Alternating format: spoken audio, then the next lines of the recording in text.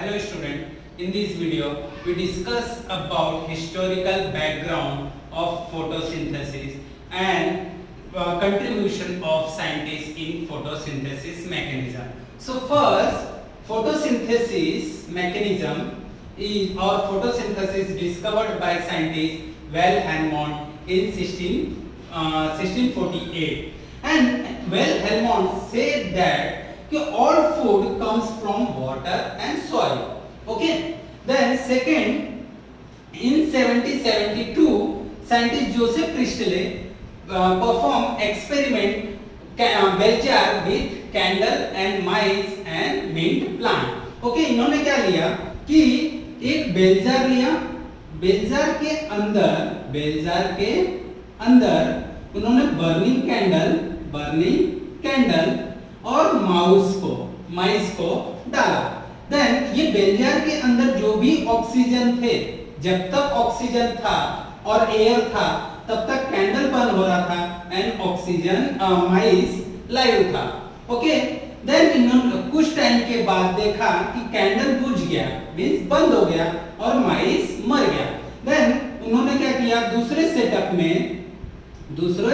Setup में उन्होंने माइस and plant, okay, mice, plant and burning candle तीनों को एक ही बेलजार में बंद किया.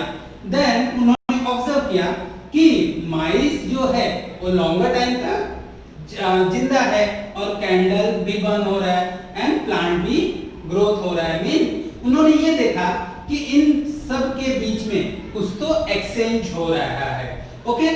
देन इन्होंने सजेस्ट किया कि जो भी प्लांट है वो क्या कर रहा है, प्यूरिफाई कर रहा है किसको, एयर को. सो he suggested that vegetation purify the air. Then third scientist Jan Ingelhorst, he suggested that sunlight is essential for the growth of plant and releasing of oxygen. Okay. तो इन्होंने क्या बताया कि जो भी सनलाइट इज इसेंशियल और necessary for the growth of plant. If sunlight is not available then growth of plant gets inhibited. Okay. Then fourth scientist Leibniz perform experiment और reported the sole source of carbon in the plant is carbon dioxide which is get from air. Okay. इन्होंने क्या बोला कि जो source of carbon है जो plant को चाहिए फोटोसिंथेसिस के लिए, वो कहां से मिलता है, हमारे एयर से मिलता है. देन सैच इन्होंने क्या एविडेंस दिया कि जो भी प्रोडक्शन ऑफ ग्लूकोज होता है, ग्लूकोज का प्रोडक्शन होता है फोटोसिंथेसिस में, वो इन्होंने बताया. किसने, सैच 1862 में. And he suggested green substance, जो भी प्लांट्स में ग्रीन सब्सटेंस है मींस क्लोरोफिल. तो क्लोरोफिल कहां पे लोकेट करता है प्लांट में, इन दी क्लोरोप्लास्ट. ये दोनों जो भी सैच थे इन्होंने क्या किया है, ये दोनों एविडेंस हमको प्रोवाइड किया. देन टी.डब्ल्यू. इंगलमैन इन्होंने क्या किया, एक्सपेरिमेंट किया किसके ऊपर, बाय यूजिंग प्रिज्म. एंड उन्होंने सनलाइट को प्रिज्म के अंदर से पास किया. Then he determine the spectrum of visible light. तो उनको 7 रेज मिले. कौन से, विबग्योर. ओके. विबग्योर का रेंज जो था वो 390 नैनोमीटर से लेके 760 नैनोमीटर तक था. ओके. विबग्योर का फुल फॉर्म है violet, indigo, blue, green, orange, yellow, orange and red. Okay. तो इसका रेंज कितना था, 390 टू 760 नैनोमीटर. एंड इन्होंने क्या किया, एक ग्राफ प्लॉट किया. क्या ग्राफ प्लॉट किया, उन्होंने ग्राफ प्लॉट किया कि जो भी फोटोसिंथेटिक पिगमेंट है वो कौन से लाइट को एब्जॉर्ब करते हैं. तो उस ग्राफ को उन्होंने क्या बोला है, action of spectrum. Okay. Then seventh scientist Blackman इन्होंने क्या डिटरमाइन किया, rate of photosynthesis varied with temperature at the high intensity of light. अगर लाइट की इंटेंसिटी ज्यादा है तो रेट ऑफ फोटोसिंथेसिस क्या होगा, ज्यादा होगा। And he initiated the law of limiting factor. क्या बोला है, जो लिमिटिंग फैक्टर था means intensity of light, plants को each and every plants require minimum amount of light.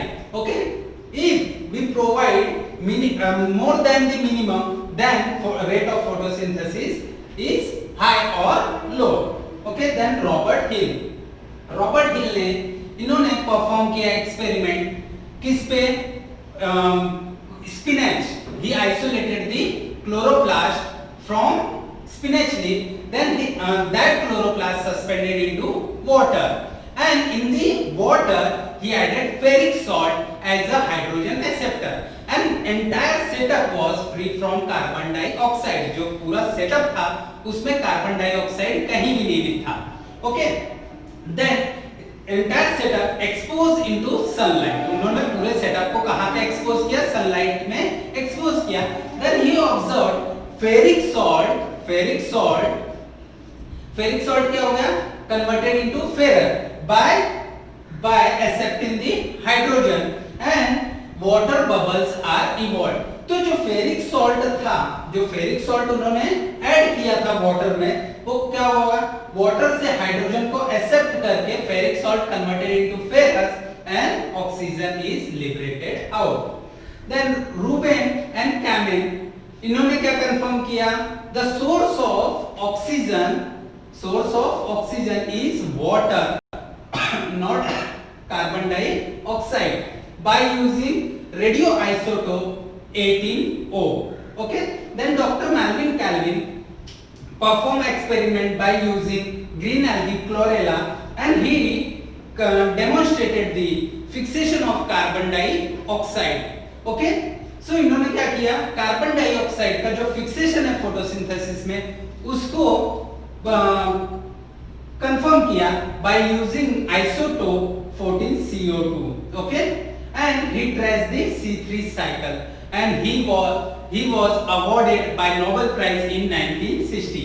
then Carlinius Snell performed experiment in 1985, and studies based on green algae and purple and green bacteria, and he demonstrated that photosynthesis is essential a light dependent reaction in which hydrogen from a suitable oxidizing component and reduce carbon to carbohydrate। तो nail ने क्या बताया कि जो water है, water का क्या होता है, ऑक्सीडेशन होता है, एंड कार्बन डाइऑक्साइड का रिडक्शन होता है।